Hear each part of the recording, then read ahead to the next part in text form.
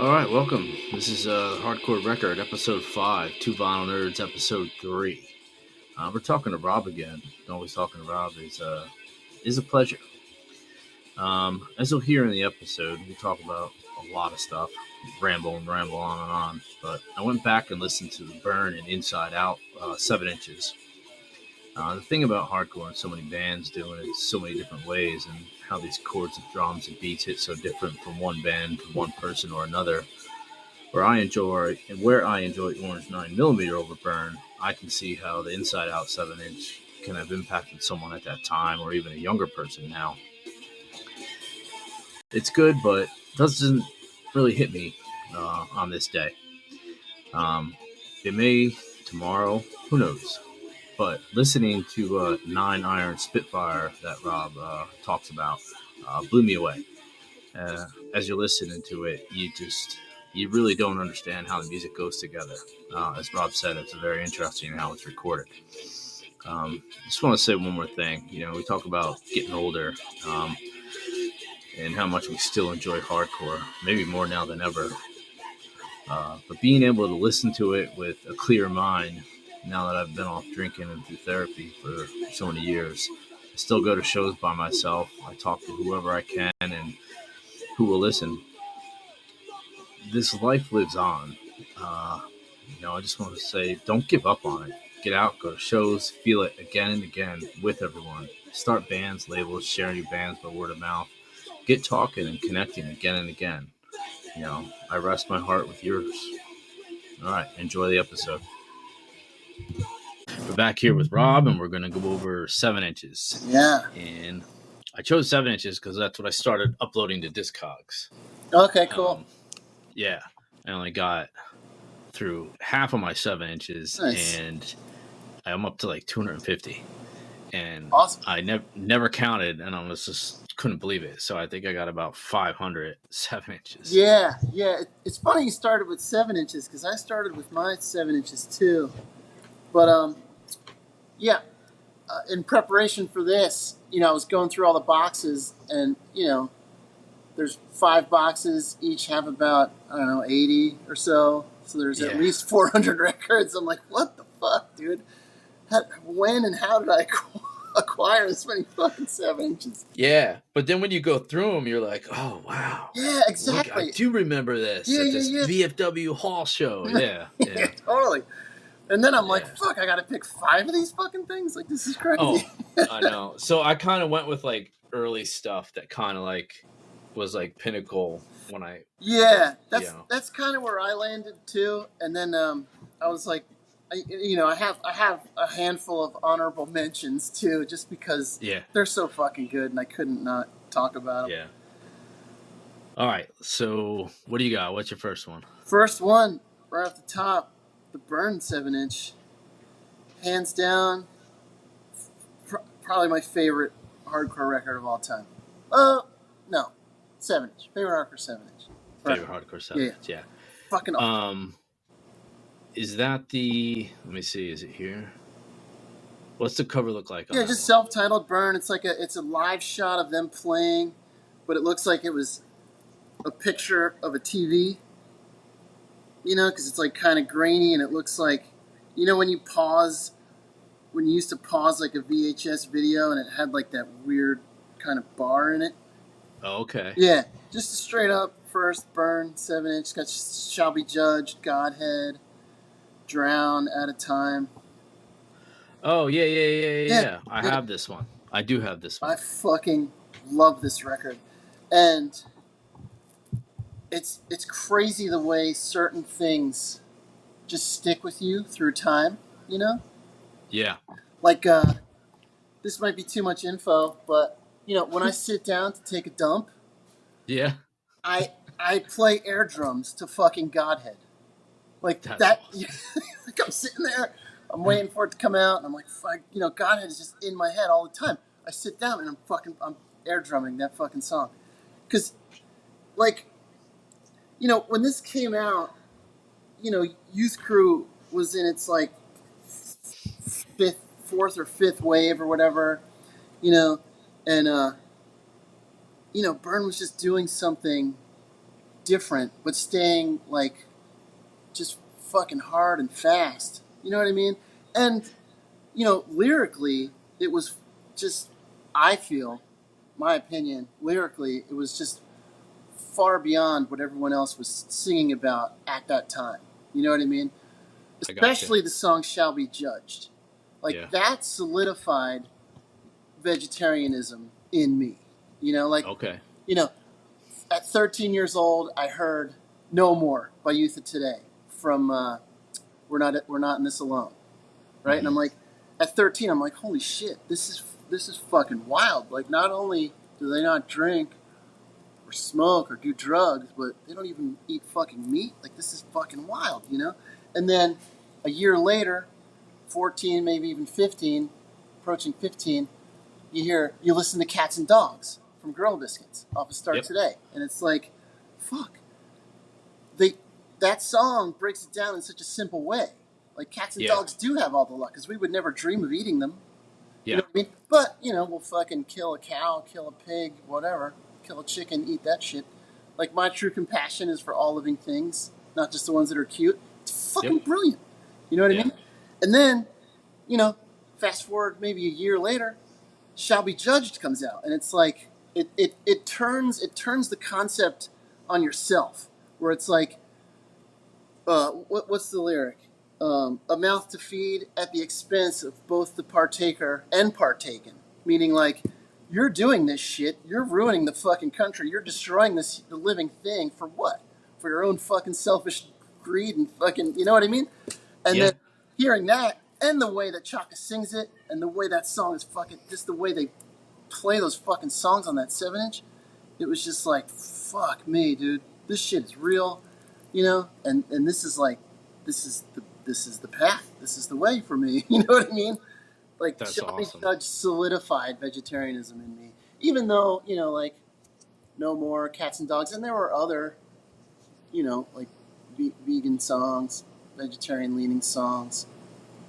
They escape me at the moment. But, it wasn't a new concept even then. But the way these bands were, like, putting it out there and singing about it, and they were so passionate about it. Yeah, "Shall Be Judged" just fucking, like, solidified it for me. And like I said, Godhead might be one of the top 10 greatest hardcore songs ever written. Just the way it's constructed, the fucking, just the way they put that song together. And I don't know, do you listen to the Where It Went podcast? Where It Went? Yeah. No, I don't know that. Okay, so they're going through the Rev catalog in chronological order. Oh, that's cool. It's fucking awesome, because, like, like, the new episode comes out, they talk about the record, and I immediately go listen to it because I haven't heard it in so long. You know what I mean? Yeah. And when they did the Burn 7-inch, they talked to Chaka on the fucking pod, and it's crazy how, he was talking about how Gavin would write riffs and stuff, and they were, like, kind of rooted in that down picking discharge kind of, like, crust punk, because Gavin was, he might have been in New York, but he was like, he was just, like, writing these real crusty fucking down picking riffs, and then you go back and listen to the 7-inch, and it's like, fuck, dude, it's so visceral, it's so great. I fucking love that. I love that record. That's honest, like, top 5 for me. That's awesome. Honestly say, because when I was going through and looking for 5, they were all on Rev, and I'm like, well, fuck, I know there's a ton of other 7-inches out there. I gotta like break it down a little bit, and I even consulted my friend Frank on it, and I'm like, dude, I'm doing this pod 5 7-inches. How do I do it? It's impossible. And I'm like, yeah, and he was like, yeah, the first 5 that came to his brain were fucking all on Revelation Records. You know what I mean? Yeah. But then you think about, all the other bands and that you've seen throughout the years, and purchased just from, maybe you saw them for the first time and had to pick up that record. You know what I mean? There's so many bands like that over the years. So I was like, all right, I'm not just gonna stick to Rev. I'll just and like I said, I went through my collection. And I'm like, fuck, dude, this It's crazy. It's quite the undertaking, but I can honestly say Yeah. that Burn 7" is fucking top 5 for me, for sure. So yeah, the one 7 inch that comes to my mind, and one of my favorite ones I've ever have is I saw a band live, and they blew me away. Yeah. And they're not a relatively well known band, but and Beretta. Oh, sure. And yep, so I saw them open for the Souls in like '98 at the Chalk, Yeah. and I was just like, I don't care about the Souls, and I love the Souls, but Yeah. I was just like, I was blown away, and I Yeah. bought like the EP, the shirt, and it Whatever they was have. Amberetta split with this brand called Spray Paint, or like, and yeah, I still have that thing. It was on Fueled by Raymond or Yeah. Ramen Records. Ramen, sure. Yep, Yeah. yep, and it still oozes old. Like when I handle it, it's like real flimsy, real cheap plastic in it. Yeah. Yeah. But I fell in love with Amberetta That's awesome. then, and that was it. That's fucking And rad. yeah, I just it's one of the ones I absolutely loved. And Yeah. I think I got three more of their records to get, and then I'll have their whole collection. The complete collection. That's awesome. I love it. Yeah. But yeah, so Amberetta, that first split 7 inch, that thing was just, yeah, saw that band. It was like shirt, CD, whatever they had at the merch table was like, Yeah. Give me I it took all. it. It was the only time I ever did that too. Oh, that's awesome. So yeah. That's cool. But so I guess that's the one I didn't pick this time. But that's what that reminds me of. Okay, cool. But my first favorite one that I have is I think we've talked about it before, the Endeavor 7 inch of Equality. Yeah, of Equality, yeah. It's a Because ripper. when I was younger, my sister's friend used to take me to all the hall shows around Princeton and Rutgers and everything. Cool, yeah. Like I was younger, I couldn't even drive. And I remember seeing these guys. And I think he brought this one to my house one time, though, because he always had all the records. Yeah. And do you remember the show? Do you remember who was on the bill? No. I do remember seeing Endeavor once, somewhere in North Jersey. Yeah. Or like middle of New Jersey, Princeton, Trenton, somewhere around there. Yeah.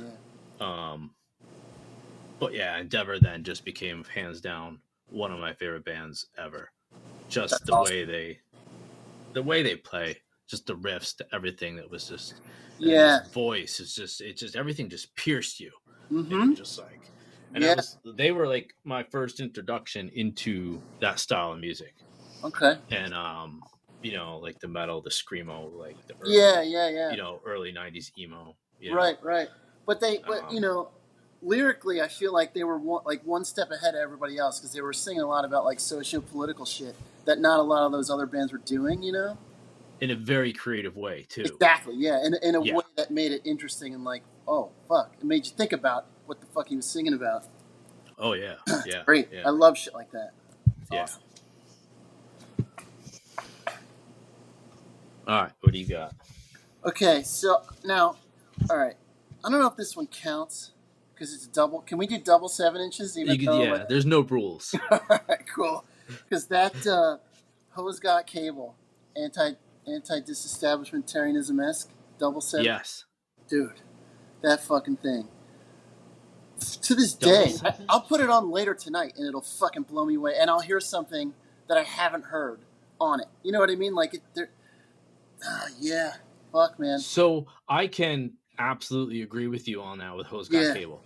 When you listen to them, you're like, hold on, I'm looking it up. Yeah.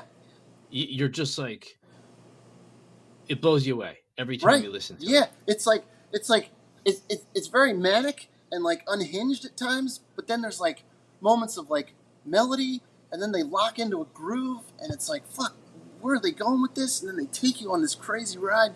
Man. Oh, yeah, that one. 7 inch. The cover. So fucking good. So I have the first one. The Oh yeah.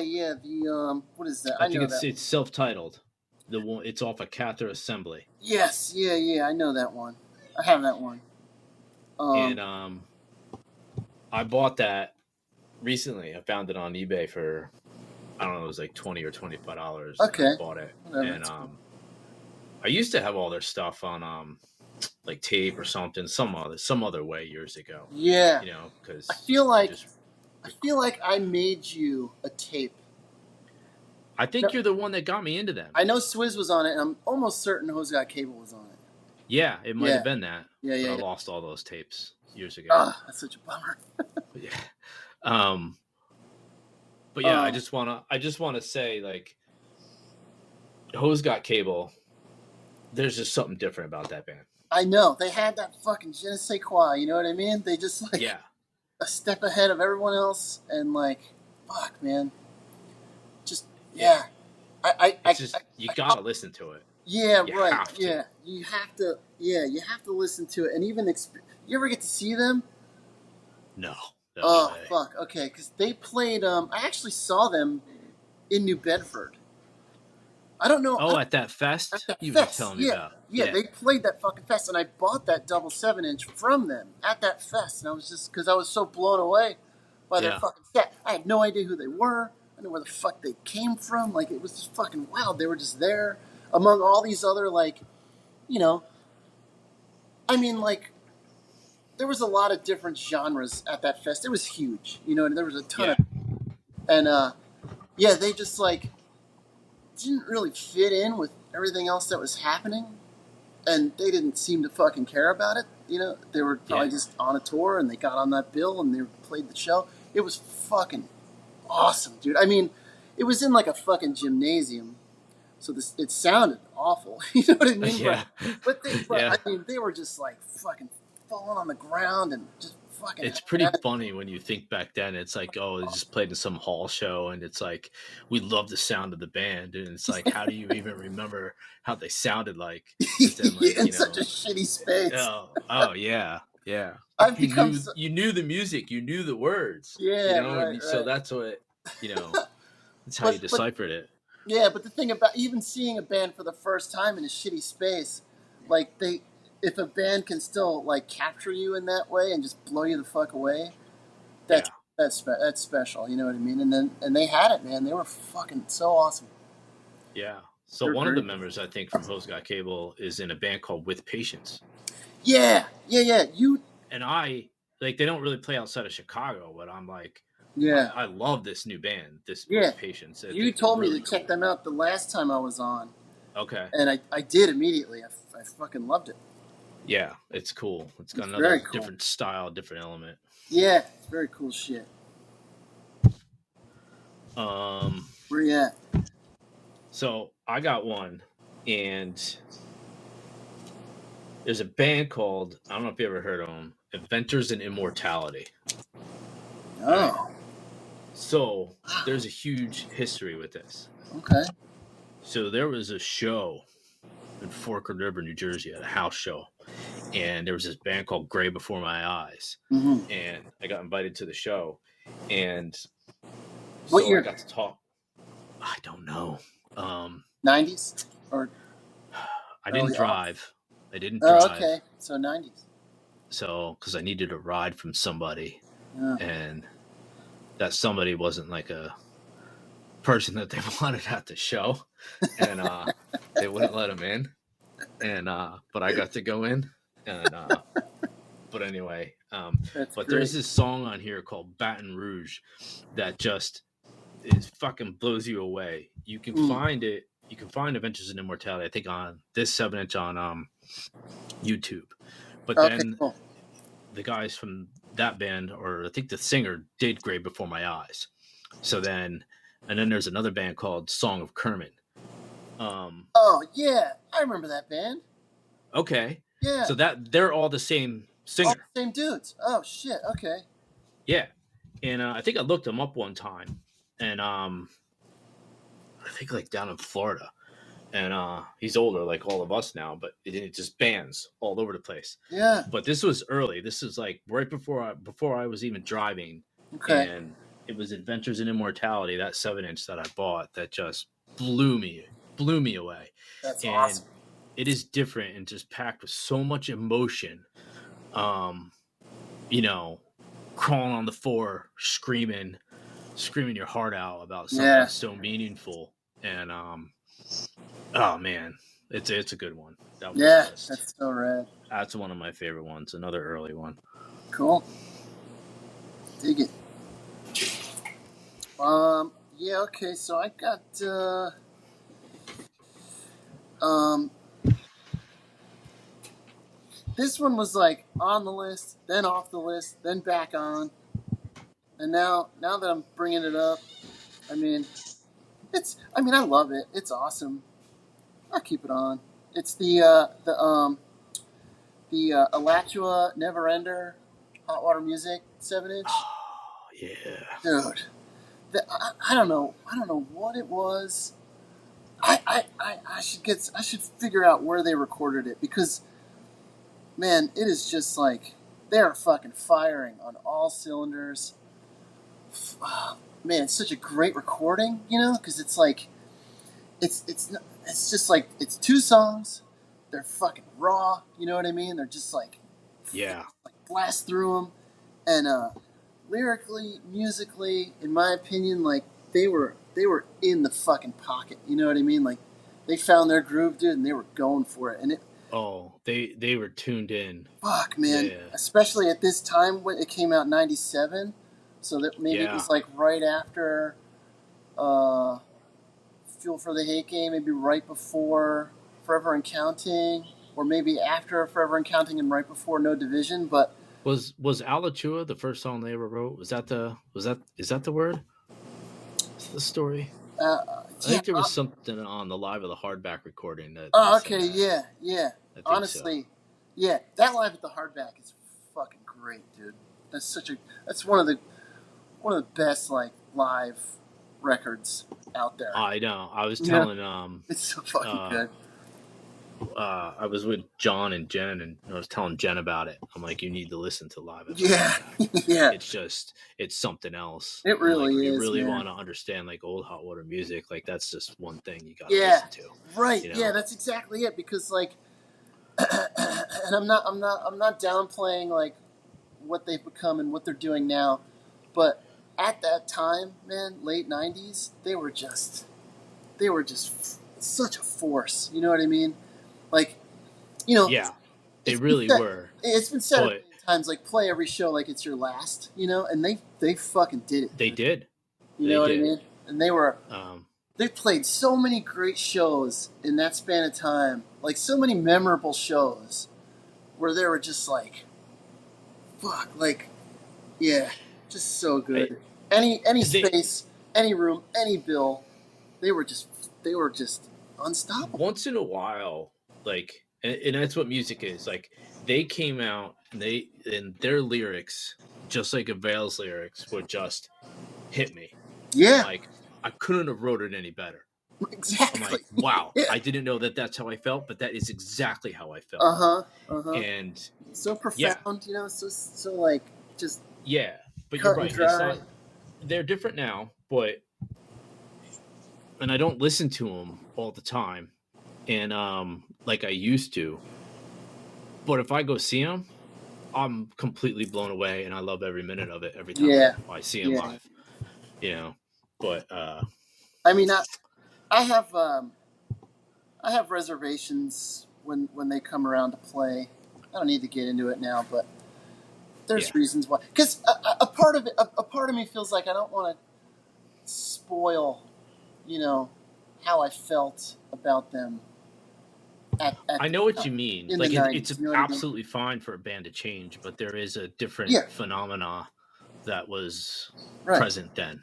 You know, that it's different now, but yeah, you know, I just feel like I don't know. I mean, it's what we remember and what our experience. Because it's funny because I talk to like some of my older friends about this too, where you know like 7 Seconds, The Crew, you know, Walk Together, Rock Together, like those records are so important to even younger people getting into punk and hardcore. But if you lived through that timeline of 7 Seconds and saw them play, like touring on those records, and then they put out you know, well, New Wind doesn't really count, but the one after New Wind, then they put that out, and you're just like, Yeah.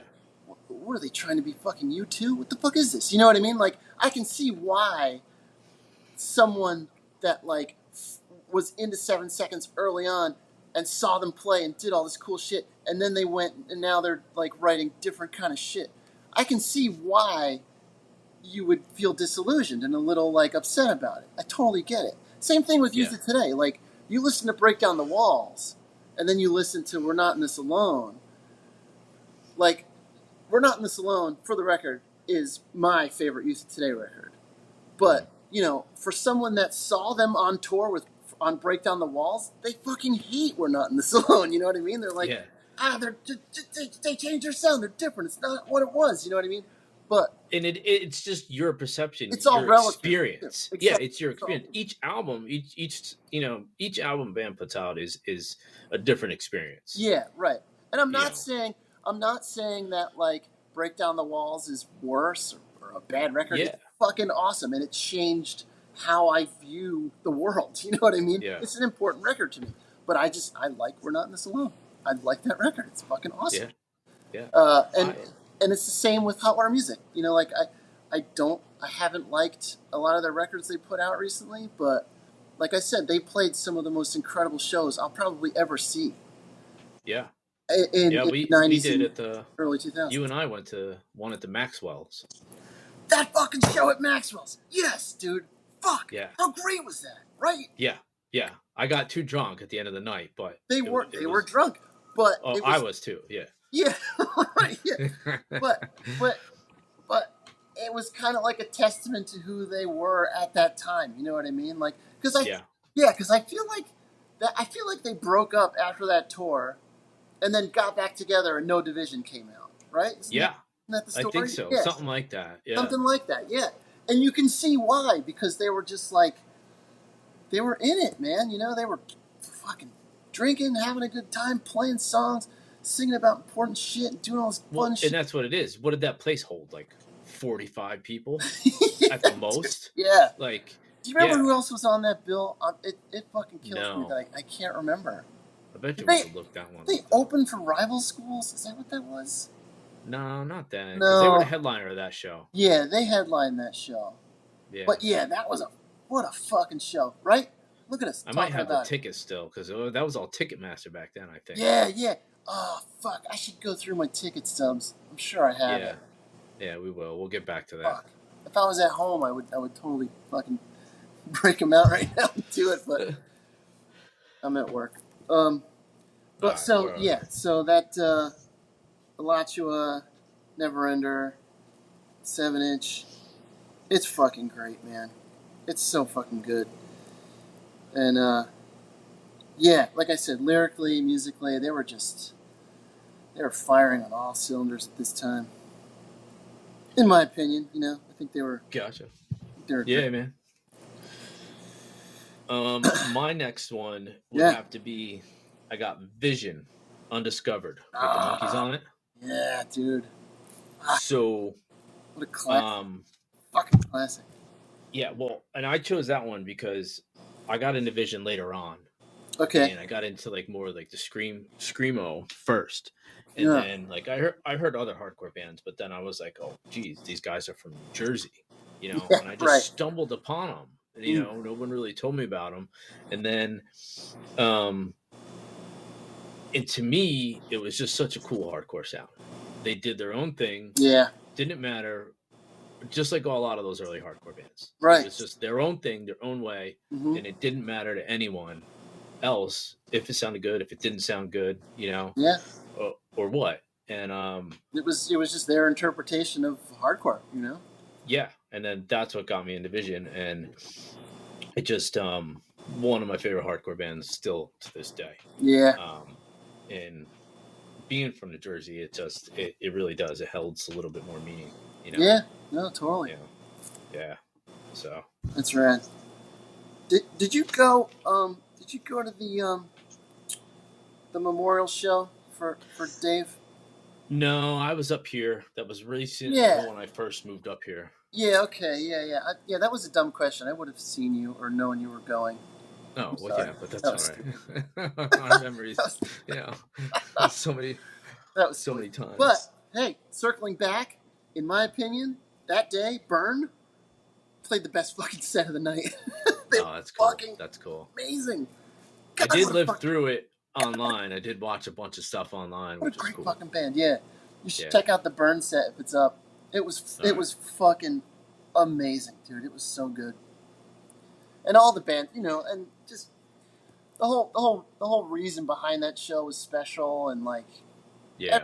everyone played so well, and there was like fucking Paul Bearer got choked up. You know what I mean? Like it was just Yeah. it was fucking awesome. But uh, in my humble opinion, Burn, man, that fucking their set was fucking unreal. I danced a lot for the first Yeah. time since high school at that show, and yeah, I was in pain.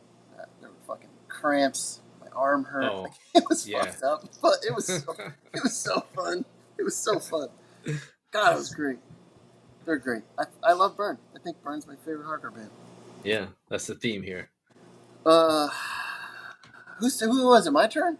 No. Yeah. Yeah. Okay. Yeah. You're Yeah. just Okay. on the. So, Yeah. all right. So, all right. This is where the lines started to get a little blurry for me because, um, like Gorilla Biscuits,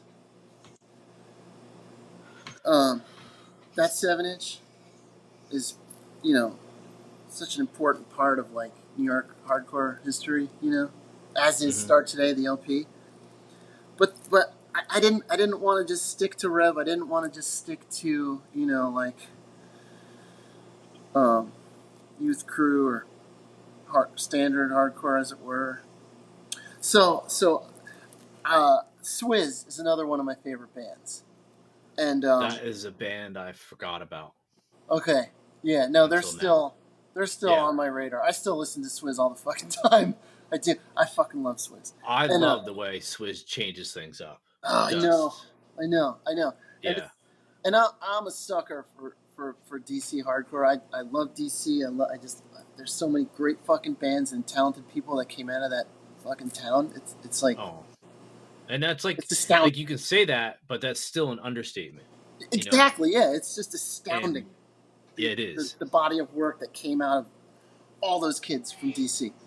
But Jason Farrell, in my opinion, is such an amazing fucking guitar player, and the way he writes and the way he plays, it's just there's just something different about it. You know what I mean? And I still can't put my finger on it.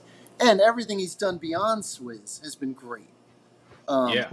he did that band Retisonic, Blue Tip. There was Red Hair, and he puts his fucking stamp on it with the way he plays his guitar, and his fucking guitar sound is incredible. It's So just he was in Blue Tip. yeah, I yeah. didn't know that. He I was I he was like the listened to Blue main. Tip and I used to love him, but I never got like into it. Yeah, no, Yeah, he was the guy. He was like the main songwriter singer. that's Incredible, awesome. dude. And his visuals are great too. Like all the Yeah, records he's put together visually, graphically, they're fucking awesome. Like we saw Blue Tip at a hall in Wayne, yes, I yeah, think. yeah, the Wayne Firehouse.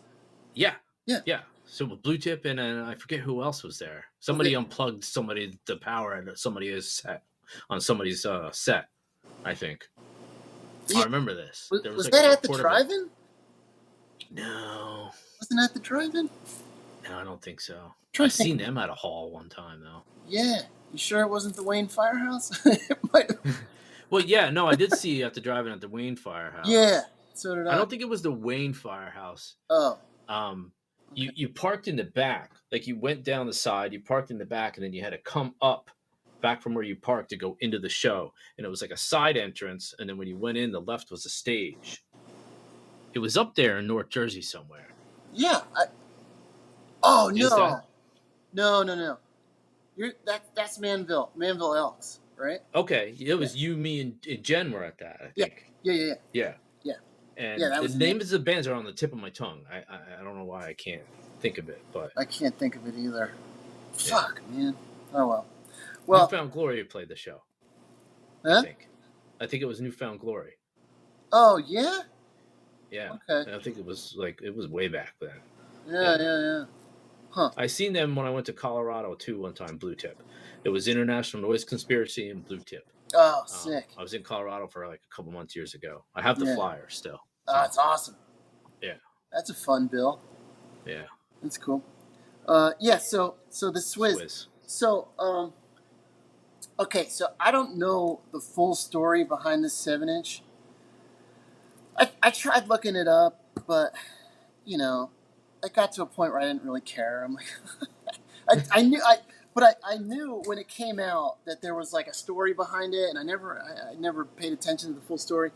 But it was so the name of the 7-inch is Rejects. It's 2 songs, Sorry and Slide. So apparently they were recorded at the same time as their last 7-inch, but left off the 7-inch for whatever reason. And then it didn't come out. They weren't released until like almost 6 years later or something. The Swizz 7-inch just appeared with 2 songs that aren't on the discography CD, which is fucking weird. They're just like these 2 random songs, and probably their best fucking songs. I don't understand. I don't fucking get it. Like, these songs are so fucking great. Who put out the 7-inch? THD Records. I think. Okay. Let me look them up real quick because they're shrouded in mystery too. They were on Jade Tree for a little bit. Is that who put out the discography? Yeah, Jade Tree put out the discography and that last 7-inch, and apparently these 2 songs that are now the Rejects 7-inch came out 6 years later, for whatever reason. Yeah, THD Records out of Minneapolis. Yeah, I don't really know much about the label. I mean, I'm looking it up on Discogs now. Yeah, they just put out a lot of Minneapolis shit. Bunch of reissues. But, yeah, I don't know. These 2 songs just appeared, 6 years later. Swizz was long gone, Yeah. And I'm like, and I remember seeing it at Vintage Vinyl. I'm like, what the fuck is this? Like, best record store ever. Oh, yeah. I'm like, how has this not been in my life for all this time? And fuck, it's on like green vinyl, and yeah. Side note, real quick. Yeah. Vintage Vinyl, you would find that 7-inch bin was like magical. It really was. It really was. You're like, I don't even know where this came from. Just like you're saying right now. It was just. But I am buying this. Yeah, things were just there. Because I'll never see it again. Yeah. Yeah. Nobody got records like that record store. I know, man. It's pretty remarkable. But yeah, that was a great record store. So yeah, Swizz, the Rejects 7-inch, 2 songs. They're not on the discography, and in my opinion, probably their 2 best songs. That's awesome. It's fucking awesome. Yeah. And yeah, and Jason Farrell, I can't say enough cool things about him. He's just such a fucking talented dude. I don't know if he was pro skateboarder at one time, but yeah, there's like footage of him skating in contests and shit. I'm like, who is this fucking guy? He's an enigma, but he's one of those successful people, yeah, he's fucking handsome. You know what I mean? He's got like the chiseled jawline, like he's got it all, dude. That's awesome. Yeah, no, he's a fucking talented guy, and I love all his bands, and Swizz are just pretty fucking cool. Yeah, they are. Yeah, I've always had a thing for that band. So, I got a little, not so much hardcore. Okay. 45. It is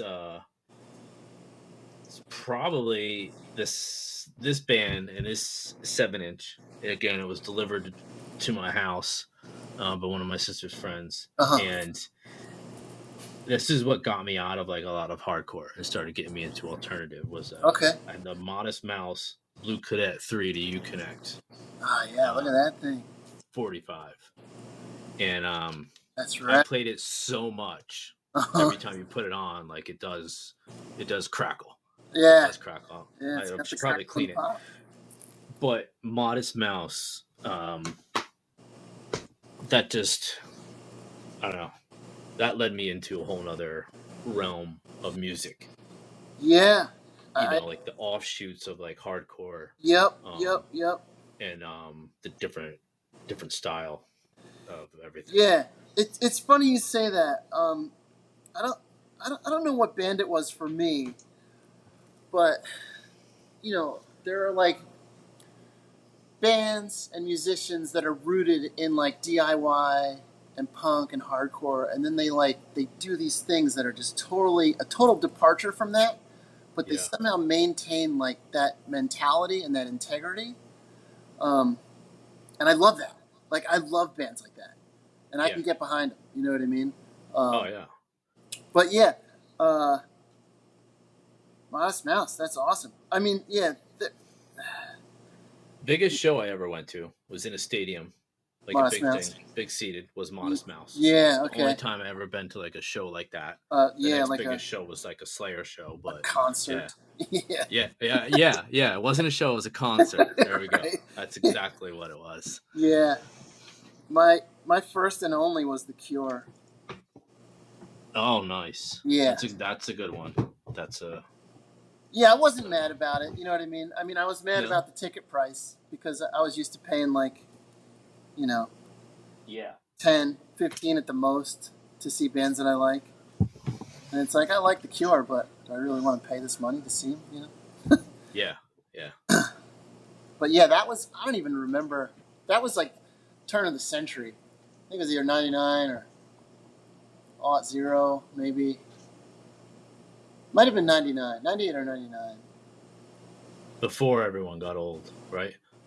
Yeah, I mean they were, they already had skin in the game for fucking 15 years at that point, Yeah. but yeah, they weren't as hard on the eyes as as they are now.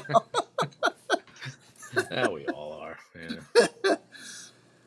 But no, That's what's yeah, great they're about it. they're talented guys. Yeah, Modest Mouse, they're a good fucking band.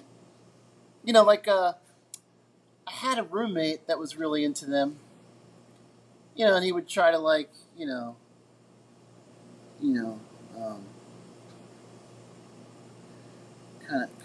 he would kind of like convince me that they were like an awesome band, and I'm like, I get it, dude. You love this band. You want me to love them too. It's probably not going to happen, but I'll listen to them. They're great. Yeah. Like they're talented dudes. You know what I mean? I don't I don't hate what they're writing. I don't hate the way they write. Unlike other bands like Incubus. You know what I mean? Like Yeah. talented guys, but fuck you. They're Yeah. terrible songs. They can't, just because you're talented doesn't mean you're A good song. a Yeah. good band. You know what I mean? You Like got yeah, just you don't fuck have any off. emotion behind it. Learn how to write a Yeah. good song and then talk to me. So, but I mean, but yeah, Modest Mouse, they're good. They're a good band. I just I never really dove deep into their catalog. And at the restaurant, I have like a handful of their songs that play on loop, just because Yeah. they're fucking great. They're catchy as shit and they're fun. Oh yeah. I got into them though. I got a lot of Yeah, different stuff, no. a lot of like bootlegs, and Trust me, I I'll tell you understand what, why. if you ever come across their vinyl for under $100, buy it. The original Yeah. stuff, Right. like, which you can't even get their stuff anymore, Yeah, without paying probably close to a few $100 at least for them. that's wild. What's Oh yeah, what's the main songwriter's name? Isaac Brock. Yeah, that's the guy. Yeah, Yeah, yeah. yeah. He's just like he's a talented motherfucker. You know what I mean? Oh He- yeah, He can craft a song. Yeah, you can get those people just like that. Yeah. They just continuously churn out music. Right. Yeah. Yeah. Song after song after song. And it's not just drivel. It's like good. Yeah. Shit. Like he continues to put out good stuff. Yeah. Yeah. Modest Mouse. Where are we at? Where are we at? Was it my turn? Your turn. I don't. Yeah, go. Okay. Wait. Is it? Yeah. No. No, I think it's mine. What were we talking about? I have no idea. Oh, it's your turn because I talked about Modest Mouse. Modest Mouse. Okay, yeah. Okay. Yeah. So, all right. So again, I wanted to stray a bit from the standards. Yep. Because again, that Inside Out 7-inch. You know, this it's just like, fuck, man. You know, that's lightning in a bottle. You know what I mean? Those 4 songs on that 7-inch are fucking great. So I'd be remiss if I didn't mention it, but it's not in my top 5. Okay. But it was next on my list, and then I had the one I wanted to talk about in parentheses. So did you ever hear a band called Nine Iron Spitfire?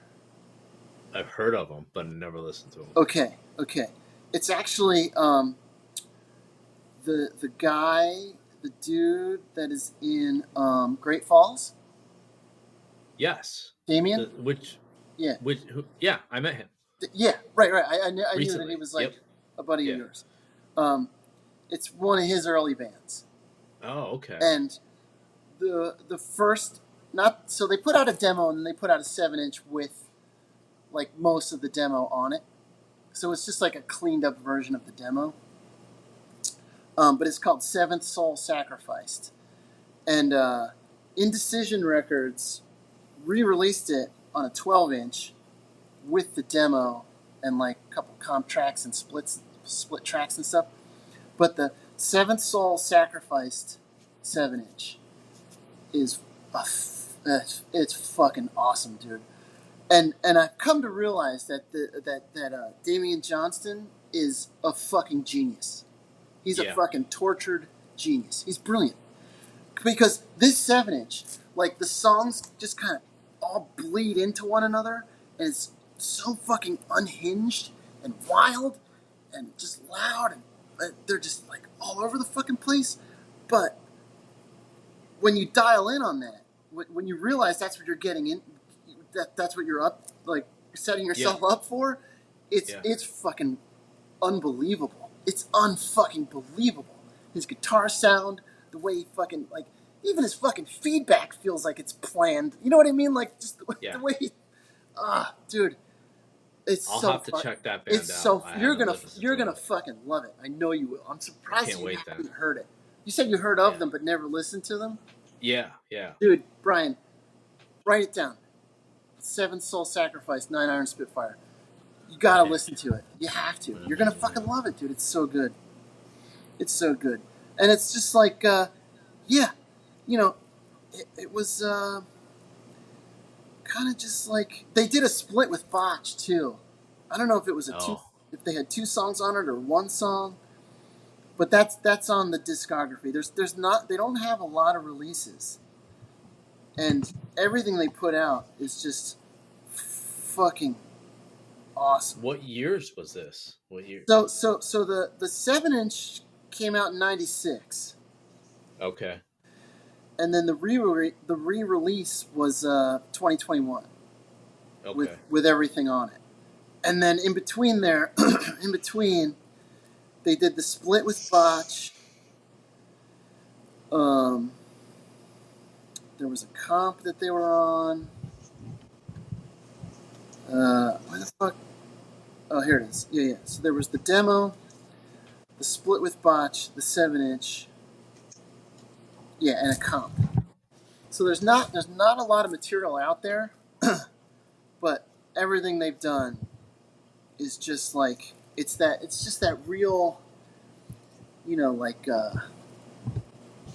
just real manic and chaotic, and like you feel like the song is gonna just fall the fuck apart, and they bring it back with this fucking wild riff. Oh man, it's so fucking good. It's so fucking That's the style of bands I've been getting into now at 46 years old again. Yeah. There's an outlet for it, like in New Bedford and in Providence here That's too, awesome. where those are the shows, those are the bands that like I find, and like it's been so cool to go to these shows and listen to like new bands. Yeah. Try to like do the same thing. Just it's completely different. That's Completely so rad. Yeah, I love that. And that's just what I into was. it. Yeah, that's kind of what I was talking about before. How it's like they're all these bands are steeped in like punk, hardcore, and DIY, but they're just doing their own fucking thing with it. You know what I mean? Yeah. Like, yeah, I've always had a kinship for bands like that. Yeah. Instead of just like 4/4 timing and a breakdown and a fucking outro. Yeah, which is still Different. good. It's different. It's more cathartic. You know what I mean? And it's just more like there's just more visceral. When I'm at work and I put my earbuds in, that's when I listen to a lot of that music. Yeah. And I can just tune everything else out. Exactly. Yeah. On my 10-minute. I'm like, Uh-huh. like a 5-minute walk around the building, and I'm just listening to something, and no one else is around, and it's like my 10-minute drive home is filled with just like the most discordant, crazy shit because you're dealing with so much at work, and then you're just like, yeah. Well, I do that at work, and then I don't listen to music at home. Like, I'll blast like Great Falls, all like the whole album. Yeah. And then I'll go into something else. Thank you for turning me on to that fucking band. I had no idea they existed. And that album is. Oh my god! The last thing they put out is so fucking good, man. Oh, I know. I know. It really scratches that itch that I've had for the past years. Yeah. Oh yeah, that's rad. It's very cool. That part when on the new album,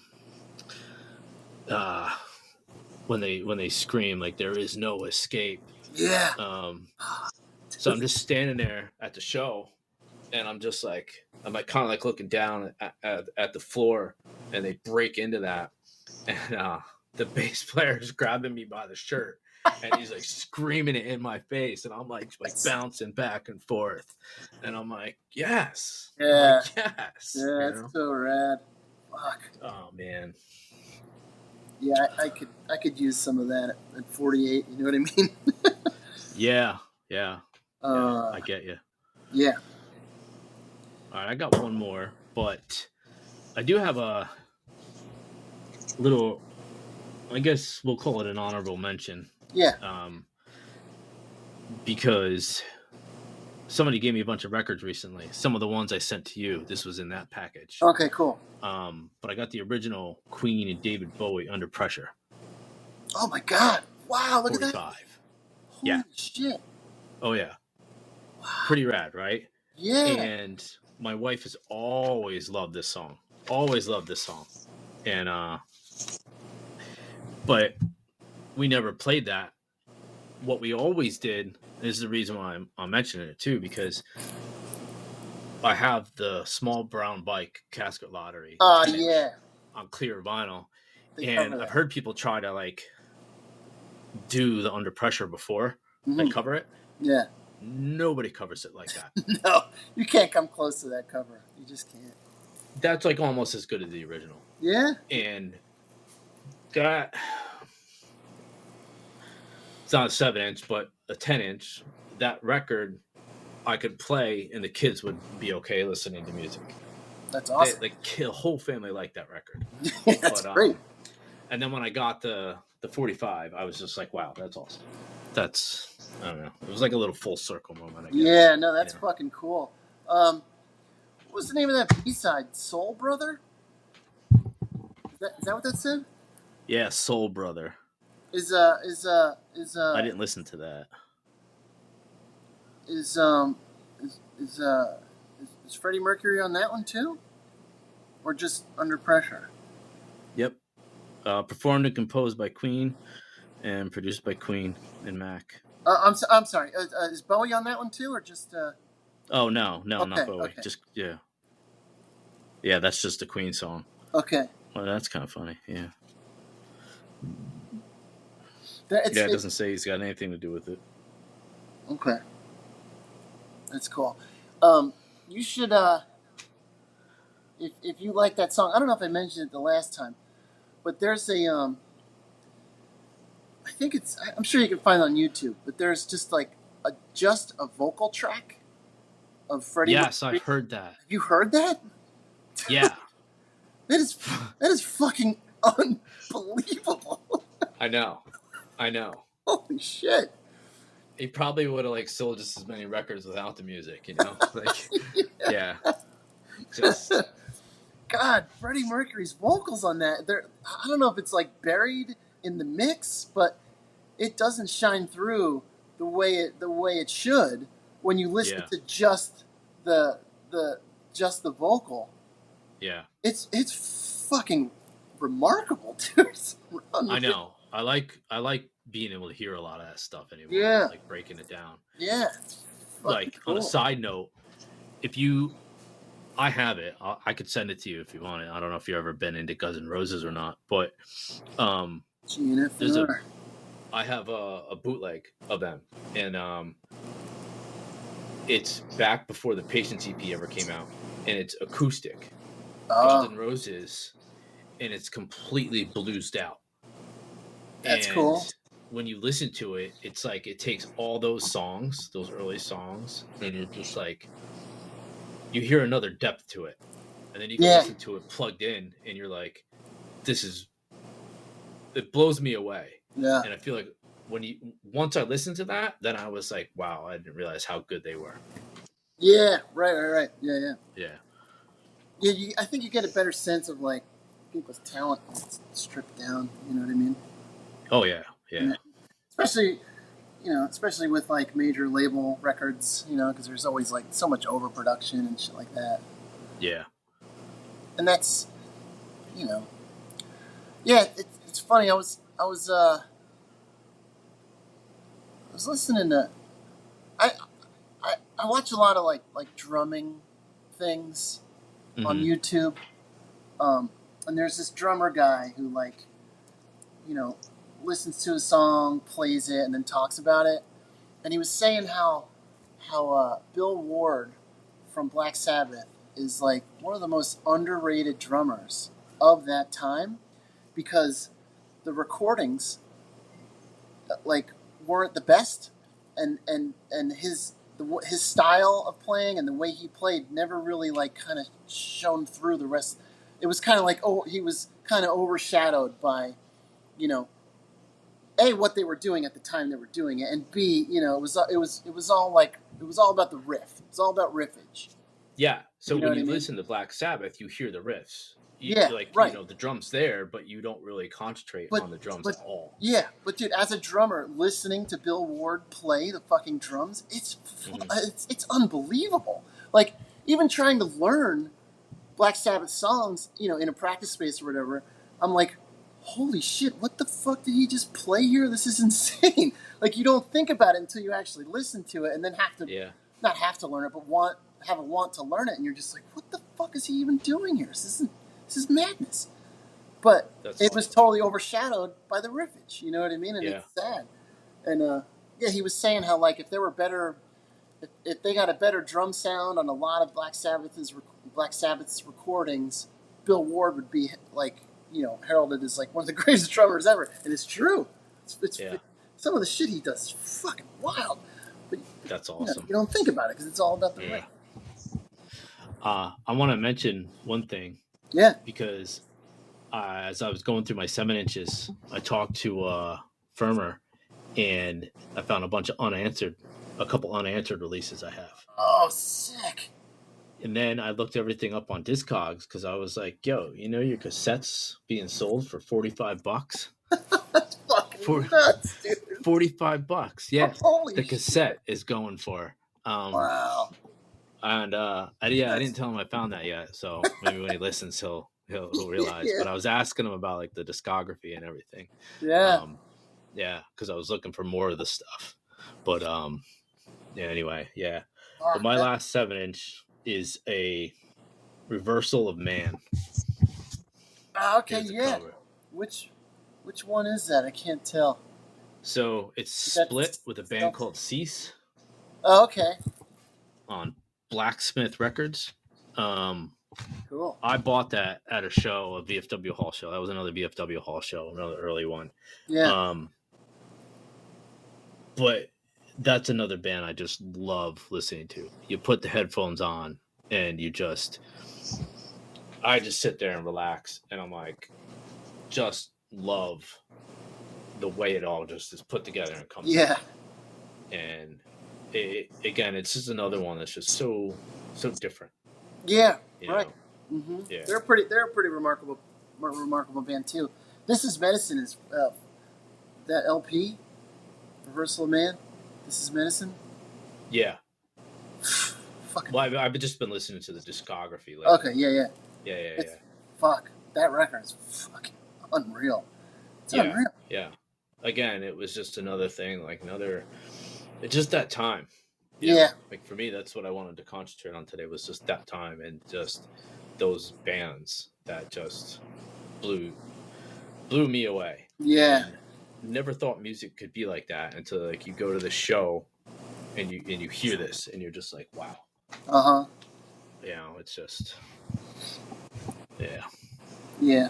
It's I get it, man. I wonder. I'm sure there are other mediums that have impact or are as impactful in that way. But I don't know. Other what? Like other mediums, art, you know, like paintings or writing. I'm sure they. Oh. You know what I mean? Like, does it translate the same the way music does? I don't know. I think about that from time to time. Yeah, it doesn't for me. Like my wife is an artist, and she would take me to museums and everything. And like there was some artists I see, and like I got a real good kick out of it, and I liked. You know, Yeah. she has a painting that I absolutely love. She was like, you know, a couple years ago, like I might paint over that. I'm like, no, you're not. That's like one of my favorite paintings ever in my entire life. She's like, really? I'm like, yeah. I'm like, stop. I wrote a poem about it and everything. Yeah, right. I'm like, don't you remember? She's like, oh yeah. Oh yeah, sure. Yeah. Art is just, it's different for, everybody. You know? Yeah, but, right. It's perceived in different ways, I guess. All right. You got anything else over there? I do. Any mentions? Yeah, I mean, I'm down to my last three, and even all right, just spit them off. Even as we're talking, there's others that are just like jumping into my brain. But there's I gotta mention Ink and Dagger, just because. I know. I know. You know what I mean? That first 7-inch, Love Is Dead. Fuck, man. Some of the funnest shows. They were really fun shows. Yep. Yeah, right. And absolutely cool. And again, another band that was doing something a little different than their contemporaries at the time, you know, and they were just fucking running with it and doing their own shit with it, and it was fucking awesome. It stands the test of time, you know what I mean? Just it's just like fuck. It's so good. That first 7 is just so fucking good. Yeah. You know, I think the recording captures a lot of the power behind those songs too. You know, that's what it is for me. Because it's not the best recording, but it's the best interpretation I feel of those songs. You know what I mean? Yeah. And it's fucking rad.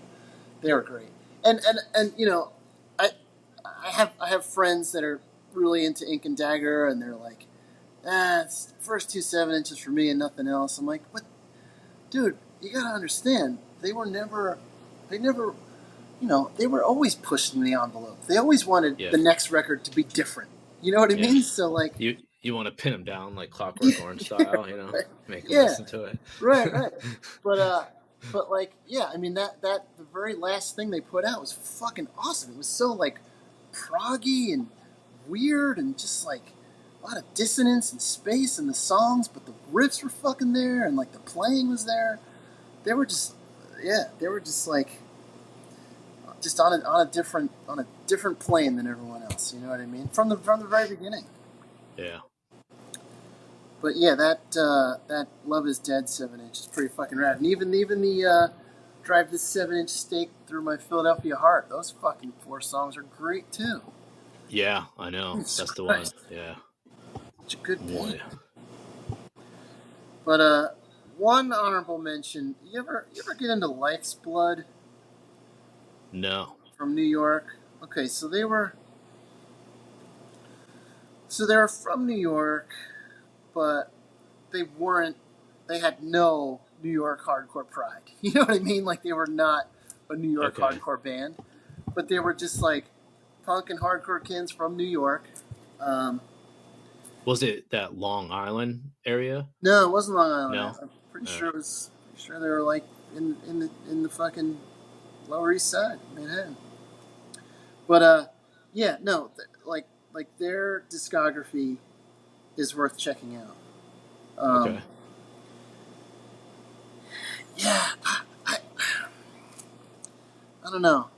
I don't know. I don't know really how to explain what they were doing, but you know, it was just kind of that like it was more steeped in punk than it was hardcore, you know. Mm-hmm. And I think one or two of the guys were skins, you know. Not that that matters, but you know, they were in a different place. It was the late '80s, but they were in a much different place than everything else that was coming out of New York at that time. And yeah, it was like their first 7-inch, Defiance, is it's something else. You should check it out. It's pretty fucking cool. Yeah, All right. it's cool. But yeah, I mean, I like you know how this goes with me. I can fucking yammer on and on about all kinds of shit. But a friend of mine, so I gotta put this out. I just gotta put this out there. Okay. The last time I was on, I made a disparaging remark about teachers, and I wasn't talking about teachers as a whole. I was talking about one friend that became a teacher, and trust me, teachers are probably like some of the most important people in the fabric of our society. You know what I mean? So I'm not saying anything bad about teachers. You know, in high school you always hate your fucking teachers, but as you get older you realize they're important people and they do important work, and they don't nearly get paid as much as they should to babysit fucking moody teenagers or even young kids. You know what I mean? So I made a disparaging remark about a teacher. I was talking about one teacher. I don't even remember. And he listened to the pod and he called me out on it. And I'm like, all right, I'll come clean if I'm ever on again. Yeah. Okay. So I had to say that. I just had to put that out there. Kenny, I know you're going to listen to this, so that was for you. Good deal. Yeah.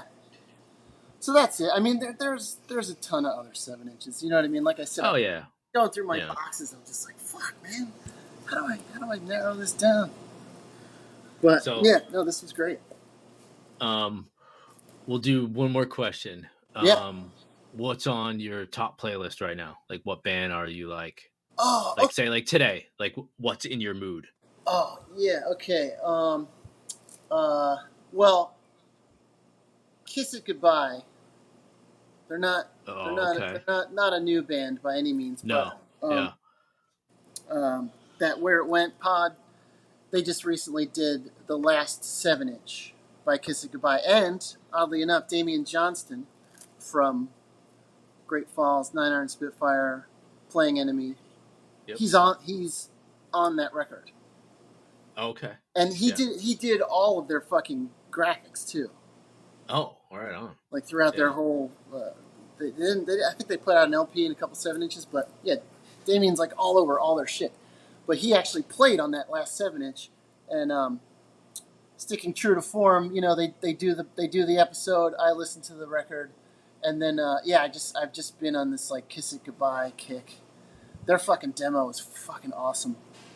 You ever get into them? You ever some of the guys from Dead Guy and I've been listening to Kiss It Goodbye. There's this new band that I can't quite put my finger on called Lifeguard. Lifeguard. Yeah, I'm pretty sure it's Lifeguard.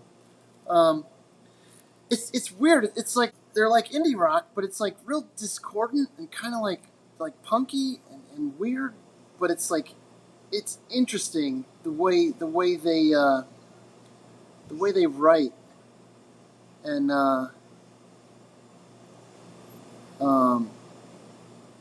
it really holds my attention, and I like I said, I can't put my finger on it exactly. Like, I'm not exactly sure where they're coming from or what they're going for, but it's pretty fucking rad. If imagine like Violent Femmes, right? Uh-huh. With like fuck, see, I don't even fucking know. Like it's just weird. It's just weird and different and like but catchy and smart at the same time. You know what I mean? I gotcha. I don't know how or why I think I got an email from what fucking label are they on even? Oh man. But yeah, I've been listening to them. Yeah, they're pretty cool. See, the thing is, like, I've been working a lot because it's summer. Yeah. And you know, running the restaurant. This is like my busy time, so I don't really do much. Get into a lot of it. Yeah. It's hard to keep my finger on things when I'm working so much. But yeah, I'll get these like random emails about this band or that band. Yeah, I'll check them out. Some of them really grab me, and others not so much. But I have like 4 pre-orders in. Okay. And it kills me waiting for pre-orders. Yeah. But if you don't pre-order it, you're gonna lose it and you won't get it. Fucked, right? What do you got? Hassan Isaba. Oh fuck yeah! You sent me that thing. On Instagram, and I'm like, oh man, I never heard of these guys. And then I went and checked them out, and I was like, holy shit! Like, I know. How is this not on my radar back then? And then I went to buy the fucking record, and it was fucking sold out. I'm so gone. Mad. I got it. I'll take a video when I open it for you. But I know it's sold out. I don't know. I think they posted something that they might try. They don't know if they'll do another release yet or not. But another run. It'd be fucking. I heard them years ago.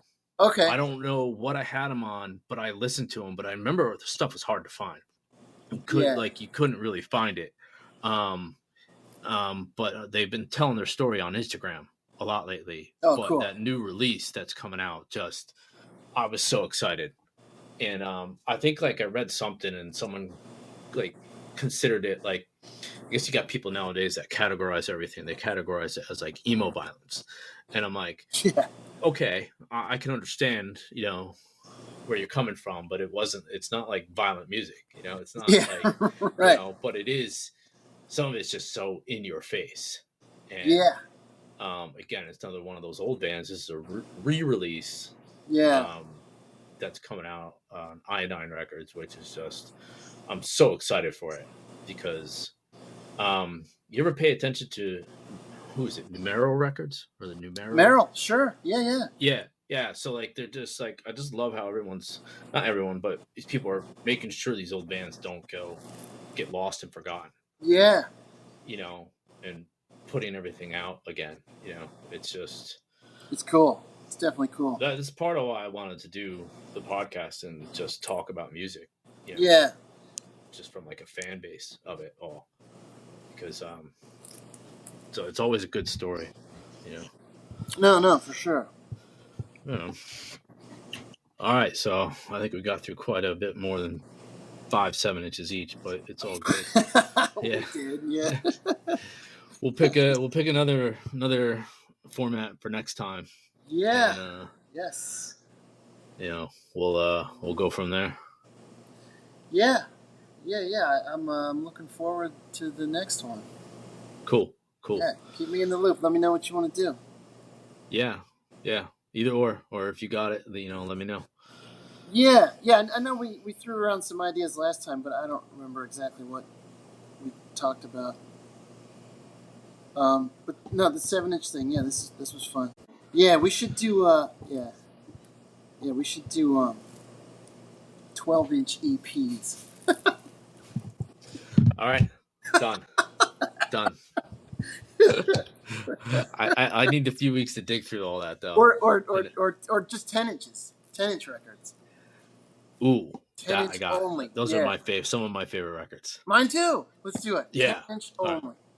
Okay. Awesome. Definitely. All right. Sounds good. Fun. All right. Till next time. And we're signing off. Yeah. Hope you enjoyed. Brian, And, thanks, man. Yep. Sounds good. Good seeing you.